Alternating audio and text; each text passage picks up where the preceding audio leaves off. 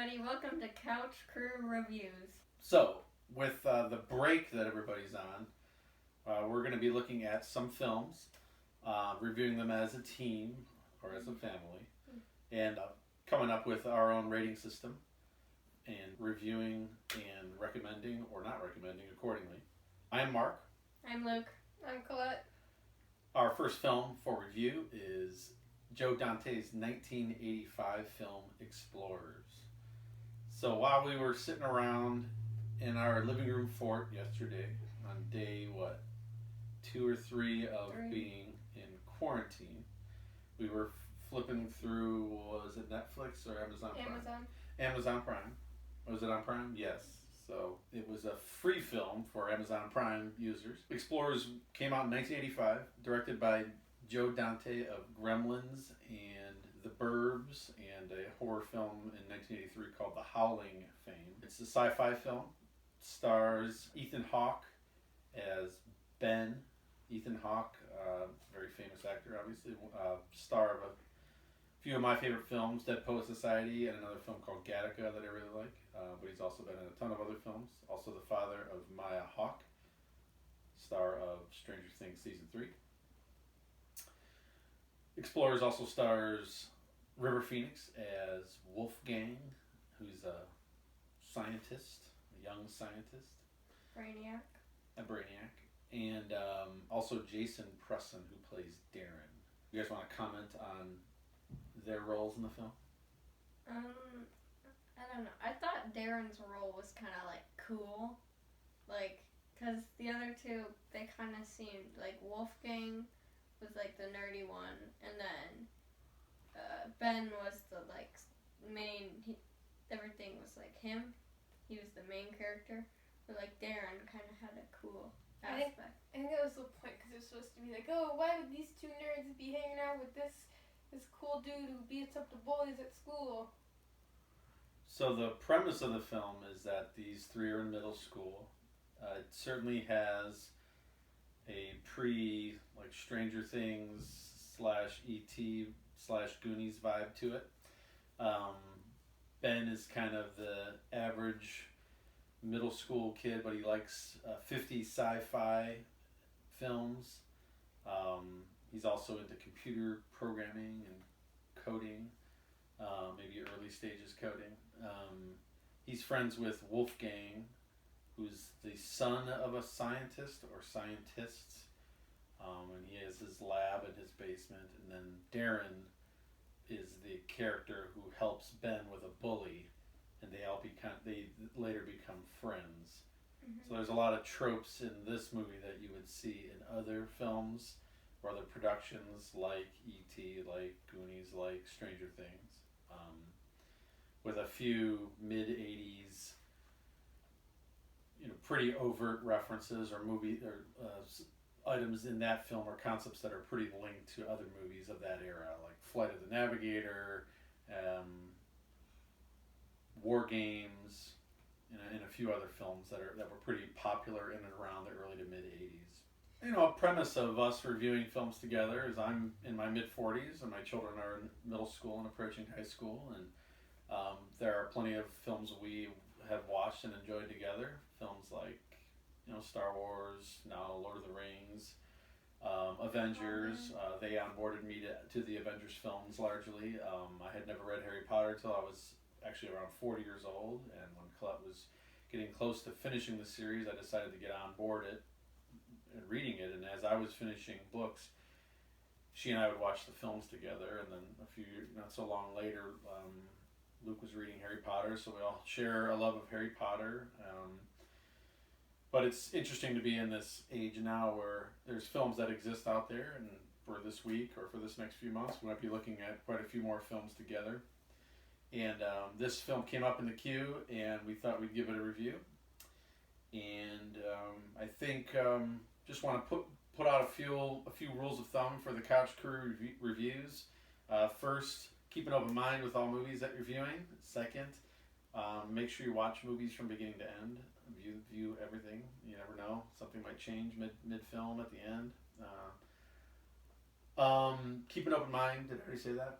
Yeah. So be willing to explore genre and just give something a try regardless of Metascore ratings or regardless of IMDb ratings or regardless of what Reddit might tell you to think about a certain film. There's plenty of films that have gotten poor reviews that I really enjoy and some that have gotten rave reviews that just didn't work for me. So we're going to keep an open mind about this as well and go from there. A few things we definitely want to get into for this review is discussing the plot and the story overall, discussing the effects and graphics, discussing the genre. Wouldn't mind getting into a little bit of analysis of the actors or just the characters themselves, and then some parts that we thought were memorable or some parts that maybe we thought were not so memorable. We'll base our rating system off similar to the IMDb 10-point rating system, including decimal points. I know those are user-created ratings often. So ours will be out of 10, with 10 being the film is excellent and 0 being it was terrible and we tried not to walk out of it. And for this one, we did not walk out of it. We were seated in and around our living room fort that Colette and Luke built, and we watched all of this movie in its entirety, including its pretty unique ending. So, as I said, a few things about the film. Came out mid-'80s, so this is 8 years after Star Wars. Industrial Light and Magic, they were in charge of effects for the film. And the effects I don't think were terrible, but they were timely. Sometimes the effects were a little wonky because of maybe the plot or some other elements of the film. Bless you. Sorry. River Phoenix stars in the film. Sadly, he died in 1993, actually Halloween of 1993. He was only 23 years old. He was pretty much a very popular and up-and-coming actor, the brother to one of the great actors of our time, Joaquin Phoenix, of Joker fame, among many other films. Ethan Hawke, as we mentioned, father of Maya Hawke, has a very established film career, a pretty decorated actor, so it's fun to watch these famous actors in what seemed to be pretty early startup roles, though River Phoenix's, one of his signature roles was as Chris Chambers in the film Stand By Me. We're actually probably going to review Stand By Me as a part of our next Couch Crew review. Luke has not seen that film yet. Colette has read that novella and seen the film already, so we'll be bringing some new perspective to that film with Luke next session. Don't say that. Come on. What did he say? You can't interrupt the talent, bro. So, and once although that was a signature film for River Phoenix, the tenor of that film is vastly different than the one for Explorers. Explorers has kind of a magical, childlike component with a few little adult twists, whereas Stand By Me is a pretty relentlessly adult film in terms of its content. But that'll be next in the queue for us for Couch Crew reviews. So, let Colette and Luke take over on the story and plot of the film Explorers. I thought it was pretty okay until near the end, so 75% of the way done. Then it started to get a little bit distorted, and I feel like at the beginning they had characters that seemed like they would be more in the story, but they kind of got cut off halfway through, and it was just kind of weird. What would you describe the story as, Colette? How would you describe what's happening? Hectic. There's the whole, the starting point is that they figure out that there's this thing that they can control, and then they realize that they can get in it, and then there's That was my stomach. and then they realize that they can get in it, and then there's they're like, oh, and we pick up these alien transmissions and we can follow them, but then we're also UFO, and the deputies are trying to hunt us down, and then there's this girl I really like at school, and it just seemed like there's too much stuff going on. Yeah, there's definitely a lot going on in the movie. River Phoenix's character is a scientist. Ethan Hawke's character likes sci-fi movies and computers. He has this dream about this circuit board, basically, that his friend, that Ben's friend Wolfgang helps him kind of develop and program. And of course, they're using pretty rudimentary technology, and ultimately it creates like a portal for this Ball like thing. this dimensional time space traveling sphere that can take them all over the place. They construct a ship of sorts to travel around in. On top of that, there's like this pretty poorly developed and forced romantic storyline that's pretty much that's kind of a staple of the 80s. Like, let's force a romance into this, even though it's kind of awkward and does nothing for the plot. I think part of the reason, one, that I would want them to view the film is that it has great actors in it. Two, it's PG, so it's, kind of good, clean fun in a way. I knew even when I was younger watching it, the movie was kind of hokey, kind of corny, but it had some charm to it. There were some scenes in it that I had forgotten about or hadn't seen first time. There was a pretty, there's a very, let's say one of the more memorable characters is actually a mouse that has been trained to communicate, and he has a few choice one-liners that are really funny. So ultimately the three boys build a ship, go on this space/time travel journey. Not time travel. I know, but they're like going through like, there's some dimensional stuff going on where they're like using computers to travel. Interdimensional travel, maybe that would be a better term. Of course, violating all rules of physics and the laws of reality, but for the most part, to a fun end. I do think the film gets kind of garbled late.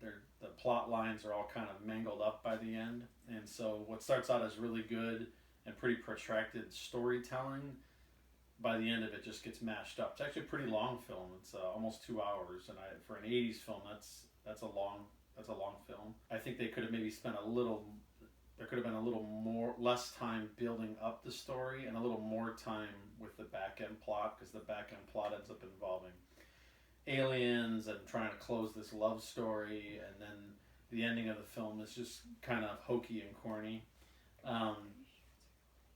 Yeah. If this wasn't recording, that would be bad. We're doing hopefully a recording check right now. I'm getting pinched, which means I'm probably being told to land the plane. I'll see. Oh, you're pulling my pants. Oh, okay. Yeah. Doing a production check. It's recording. We're fine. Yeah, we're good. I'll turn that out. Oh, okay. So, what do you guys think, though, as far as it being a sci-fi film? Like, does it hold up? Is it? You've seen a lot of sci-fi. It fell apart. Like, I don't know. Some of the scenes were really unnecessary, and especially once they got to the part with the aliens, would have been better if they kept it as like the metal creatures instead of these green, like typical green blobs that spy on people with their cameras or whatever. Yes, TV. Well, television. What about you, Clint? As far as the genre of sci-fi, does it hold up? I don't know. It's like weird. Like, yeah, they do travel in space or whatever, and yeah, there's aliens. It like definitely is sci-fi. Like if you were to classify it, but it's just a weird movie. Out of the ordinary. I did like the plot element near the end where basically the three boys end up meeting extraterrestrial creatures, and there's kind of a clever plot twist in there, but because of the nature of everything kind of getting jammed together, that part isn't quite as funny as I think as it could be. There's an element of these extraterrestrial creatures where they have picked up radio and TV frequencies from Earth, and so they have this warped perception of what Earth creatures are and how they talk and communicate. But some of it gets real overblown, gets a little too boisterous, a little too loud, and kind of clumsy from a storytelling perspective. But anything else that you feel like we need to address with Explorers? Available on Amazon Prime. Effects? I don't know. Effects. So this was in 1985. 8 years after Star Wars was huge, right? And effects became a primary mode of telling stories. Effects continued to get perfected more into the mid to late 90s. I think of films like The Phantom Menace, Lord of the Rings. These are movies that were very effects dependent, and it was less than 15 years removed from this film's production like I said, ILM, Industrial Light and Magic, were the effects coordinators for this. And what would you say, for 1985, what did hold up? Like, what was decent? As far as, are you just talking about effects, or? Yeah. As far as the effects go, it was okay. I mean, for 1985, it probably could have been better. And at first, like, the blue ball was, like, actually blue. But then once they, like, expanded it so their ship was inside of it, you, like, couldn't see it anymore. It was kind of weird, because they kind of, like... That is true. The whole thing is that they're supposed to be moving around in the ball, but then once they got up there, the ball disappeared. Yeah, once they got inside their ship. Only, like, a few times you could actually see it. So they kind of, like, I feel like they rushed the whole, like, effects part of the movie. They had, like, the whole lead up, and then it was just all... they tried to tie everything up at the end, like, the last, like, 10 minutes. Mm-hmm. And late in the film, they're on an alien spaceship, and the sets look huge. And I don't know a ton about the production of the film, but it looks like they built these massive sets for very little storytelling need. The creatures themselves were very well animated, like they pretty kind of cartoony looking, but very realistic in terms of their application. But they did look really goofy, like unnecessarily monstrous or unnecessarily alien, almost like comical and cartoony rather than, like if we think of Star Wars, even though we have characters like Yoda or Chewbacca that ultimately can be easily rendered as drawings or cartoons or puppets or Muppets or something that's like an actual effect. These creatures looked very like fabricated. They looked like they were. It was almost like the actual illustration was turned into an actual creature, and so they kind of had a little bit of too much of a campy feel for me. And they were also like too shiny. Okay. Anything else that you guys wanted to address about the film Explorers? Overall rating. You want to get to overall rating? So a lot going on in this film in terms of, I think, you got great young actors, you have sci-fi, you have budding technology, you have kind of tropes of the time in terms of alien and kid relationships, spaceships, and I think they probably could have done a little better on a soundtrack. I think some of the movies out of the 80s that I love that were as campy had a good soundtrack. The music in this movie is relatively nondescript, but again, coming from a pretty accomplished director in Joe Dante. I actually give this movie a 5.8 out of 10. I think if I get over a 6, I'm getting into a hard recommendation, because I think a 6 or up is a pretty decent rating. I would definitely tell viewers who like campy 80s films or classic 80s films like Goonies, War Games, The Thing, New Age fans who like stuff like Stranger Things or other productions that are maybe leaning or nodding back to the 80s. I would definitely recommend it. It's I wouldn't say it's like a film that's pivotal to your understanding of 80s films, but I think you can see it as a film that's trying to do a lot. That's very, very much in the kind of the silo of the mid 80s, and I don't think you can go wrong seeing a film with two, pretty superstar actors in River Phoenix and Ethan Hawke. But overall, I give Explorers a 5.8 out of 10 for channeling the 80s films and for being pretty lighthearted, though the movie does get pretty disastrous at the end, and the closing 5 minutes is some of the most corny, goofy stuff you'll ever see. So, who's next?